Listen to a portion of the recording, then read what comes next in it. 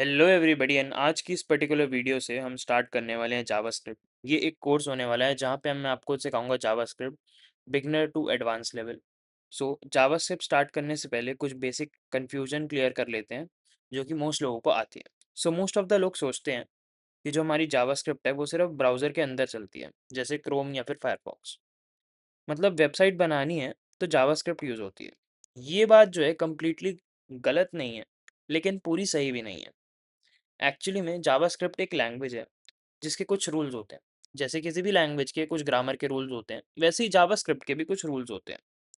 इन rules को हम बोलते हैं ECMA स्क्रिप्ट। क्या बोलते हैं हम इनको? इनको बोलते हैं हम ECMA स्क्रिप्ट। ठीक है, जावास्क्रिप्ट के कुछ रूल्स हैं जिनको हम बोलते हैं ECMA स्क्रिप्ट्स। अब इम्पॉर्टेंट क्वेश्चन क्या है, अगर ये सिर्फ रूल्स हैं तो कोड कैसे रन होता है? यहाँ पर जावास्क्रिप्ट इंजन आता है। इंजन एक प्रोग्राम होता है जो तुम्हारे कोड को समझता है, उसे रन करता है एंड उसको तुम्हें स्टेप बाय स्टेप दिखाता है। ठीक है, अब जावास्क्रिप्ट कैसे रन होता है? जावास्क्रिप्ट रन होता है इंजन से। इंजन क्या करता है? रन करता है जेएस को। ठीक है, इतना तुम्हें समझ आ गया होगा। अब इंजन भी डिफरेंट डिफरेंट टाइप्स के होते हैं। जैसे तुम्हारा V8 इंजन है जो तुम्हारा क्रोम यूज करता है, एक तुम्हारा स्पाइडर मंकी है जो तुम्हारा फायरफॉक्स यूज करता है। ठीक है, जो तुम्हारा फायरफॉक्स यूज करता है। ऐसे ऐसे डिफरेंट डिफरेंट जो तुम्हारे इंजन होते हैं वो होते हैं। अब इंजन का काम एक बार मैं फिर से समझा देता हूँ अगर तुम्हें नहीं समझ आया तो।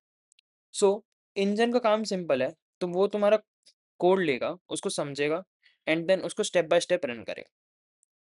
एंड अब आती है सबसे मोस्ट इंपॉर्टेंट चीज जो कि होती है इन्वायरमेंट।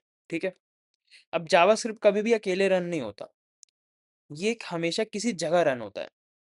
जैसे ब्राउजर एक जगह है, नोड जेएस एक जगह है, इन जगहों को हम बोलते हैं इन्वायरमेंट। ठीक है, अब इन्वायरमेंट क्या करता है? इन्वायरमेंट जावास्क्रिप्ट्स को कुछ एक्स्ट्रा पावर देता है।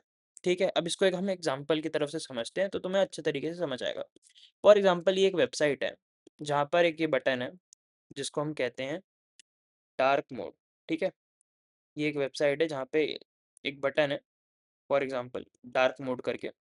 एंड अगर मैं इस बटन को क्लिक करता हूँ तो ये वेबसाइट अगर लाइट मोड में है तो वो डार्क मोड में चली जाएगी, अगर वो डार्क मोड में है तो वो लाइट मोड में चली जाएगी। ठीक है, मतलब हमने कोई बटन को क्लिक किया एंड उससे कुछ हुआ। ठीक है, हमने कुछ बटन को क्लिक किया एंड उससे कुछ हुआ। तो ये सब फीचर्स जो हैं जो जावास्क्रिप्ट के रूल्स में डायरेक्टली नहीं होते, ये एनवायरनमेंट हमें प्रोवाइड करता है। तो अब सिंपल मॉडल समझो, अगर तुम्हें ये समझ आ गया तो तुम्हें आने वाली वीडियोस जो हैं वो आसान हो जाएगी। तो ये हमारी जावास्क्रिप्ट है। ठीक है, एंड जावास्क्रिप्ट के यहाँ पे बेसिकली तीन चीज़ें हैं। ठीक है, रूल्स हैं। ठीक है, एक तुम्हारे रूल्स हो गए, उसके बाद एक तुम्हारा इंजन हो गया एंड ये हो गया तुम्हारा एनवायरनमेंट। ठीक है, तो रूल्स क्या करता है, कैसे लिखना है और बिहेव कैसे करती है हमारी लैंग्वेज, वो रूल्स होगा। ठीक है, कोड कैसे रन होगा वो इंजन का काम है, जावास्क्रिप्ट इंजन का काम है। और कोड कहाँ पे रन होगा एंड उसको एक्स्ट्रा फीचर्स कौन प्रोवाइड करेगा वो एनवायरनमेंट का काम है। ठीक है, अब प्रॉब्लम क्या होती है बिगनर्स के साथ, उन्हें लगता है कि ये सारी चीज़ें एक ही हैं। इसी वजह से कुछ अनएक्सपेक्टेड बिहेवियर जब होते हैं जावास्क्रिप्ट के अंदर तो कन्फ्यूजन स्टार्ट हो जाती है। इस कोर्स में सिर्फ हम ये नहीं देखेंगे कोड कैसे लिखना है, हम ये भी समझेंगे कि कोड एक्चुअली अंदर से काम कैसे कर रहा है। अब अगर तुम ये बेसिक मॉडल समझ गए हो तो तुम्हें आने वाले टॉपिक्स ईजी लगने लग जाएंगे। अब नेक्स्ट वीडियो में हम समझेंगे एग्जीक्यूशन कंटेक्स्ट क्या होता है,